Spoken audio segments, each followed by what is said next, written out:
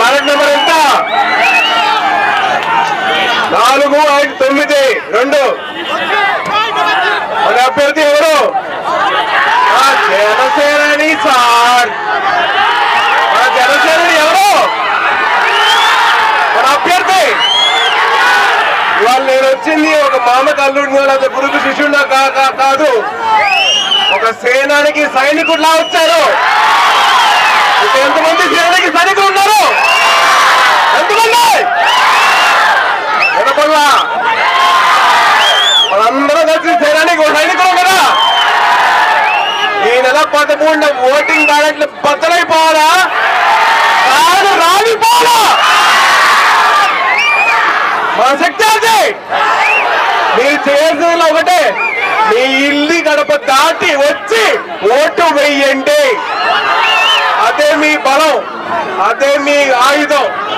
Vote వేయడమే మీ ఆయుధం. ఈ గడప దాటి బయటకు వచ్చి ఓటు వేయండి. మన ఓటింగ్ గుర్తేంటి? మన బ్యాలెట్ నెంబర్ ఎంత? ఇంకో బ్యాలెట్ నెంబర్ ఎంత? మన క్యాండిడేట్ అభ్యర్థి ఎవరు? 4వ క్యాండిడేట్ 4వ నెంబర్ అభ్యర్థి ఎవరు? 9వ నెంబర్కి అభ్యర్థి ఎవరు? నేనెవరు? నేను మీ అభిమానిని కాబట్టి అడుగుతున్నాను. ఒక జనసేనానికి సైనికుడిలా వచ్చారు. మీ అందరూ కలిపి ఓటు వేయండి. జై హింద్, జై భీమ్, జై జనసేన. సపోర్ట్ చేయడం లేదా? చిరంజీవి అవమానం చేశారు. సపోర్ట్ చేయడం లేదు అని ఎవరు చెప్పలేదు. చూడండి మేడం, నేను ఒక్కదాన్ని వచ్చి ఇక్కడ తిరుగుతున్నాను అంతే. సపోర్ట్ చేయట్లేదు అని ఎవరు ఏం చెప్పలేదు కదా.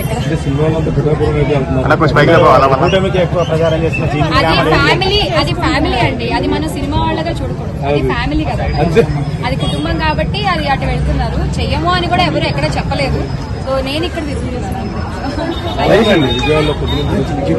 అదే చెప్తున్నాను కదండి. అంటే నేను ఒక పెద్ద తాతతో మాట్లాడాను, ఒక అమ్మతో మాట్లాడాను, ఒక చిన్న పాపతో మాట్లాడాను, యూత్ ఒక డిగ్రీ కంప్లీట్ అయిన అమ్మాయితో మాట్లాడాను. ప్రతి ఒక్కళ్ళు కూడా ఒకటే, అంటే ఎవరికి కావాల్సినవి వాళ్ళకి సరిగ్గా అన్ని బాగున్నాయా అని ప్రతి ఏజ్ గ్రూప్ వాళ్ళు కూడా ఉన్నారు. అండ్ అలాగే పిల్లలు కూడా చూసుకున్నట్లయితే మరి తర్వాత జనరేషన్స్ కూడా ఖచ్చితంగా జగన్తోనే కలిసి నడవబోతున్నారు అన్న విషయం తేటగా ఉంటుంది. అండ్ చాలా నమ్మకంగా ఉన్నారు. ఈసారి ఖచ్చితంగా మళ్ళీ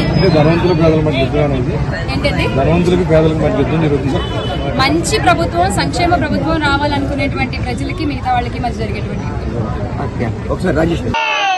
చెడుపై మంచి విజయం, కోపంపై ప్రేమ విజయం, అధర్మంపై ధర్మం విజయం, అజ్ఞానంపై జ్ఞానం విజయం, అసత్యంపై సత్యం విజయం.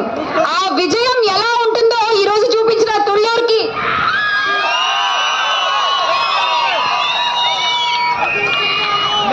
నిజంగా. అంటే ఇందాక సుచరిత గారు అన్నారు, నిజంగానే ఈ యొక్క ప్రాంతం ఒక సున్నితమైన అంశంతో ముడిపడి ఉంది నిజంగా. కానీ ఎటువంటి భయాలు మనకు అక్కర్లేదు. ఎందుకంటే ఈ రోజున మనం ఏ ఒక్కళ్ళం కూడా ఎటువంటి గవర్నమెంట్ ఆఫీసుల చుట్టూ ఎక్కడికి వెళ్ళక్కర్లేకుండా, ఏ జిల్లా కలెక్టర్ ఆఫీసులకి వెళ్ళక్కర్లేకుండా 500 పనులు ఒక ఫోన్ కాల్ చేస్తే గ్రామ వాలంటీర్లు మన ఇంటి వద్దకి తెచ్చి చేసి పెడుతున్నారు. అవునా కాదా? అవునా కాదా? మరి అలాంటి అవకాశం మనం ఉన్నప్పుడు దాన్ని ఎందుకు వదులుకుంటామని అడుగుతున్నా నేను. వదులుకుంటారా? వదులుకోంగా. ఒక్క ఫోన్ కాల్ తో ఎన్నో పనులు, దగ్గర 500 పనులు చేసి పెడుతున్నటువంటి వాలంటీర్ వ్యవస్థను తెచ్చిన మన జగనన్న కాకుండా ఇంకెవరికి ఓటేస్తారు? జగనన్నకి మాత్రమే మన ఓటు. మన సుచరిత గారు వైఎస్ రాజశేఖర రెడ్డి గారి ఆధ్వర్యంలో ఆయన్ని స్ఫూర్తిగా తీసుకుని రాజకీయ ప్రస్థానాన్ని మొదలుపెట్టినటువంటి వ్యక్తి. 2003లో అనుకుంటాం, if I'm not wrong, 2006. So 2006 నుంచి ఆవిడ జెడ్పీటీసీ నుంచి మొదలు పెట్టుకుని ఆ తర్వాత ఎమ్మెల్యేగా, ఆ తర్వాత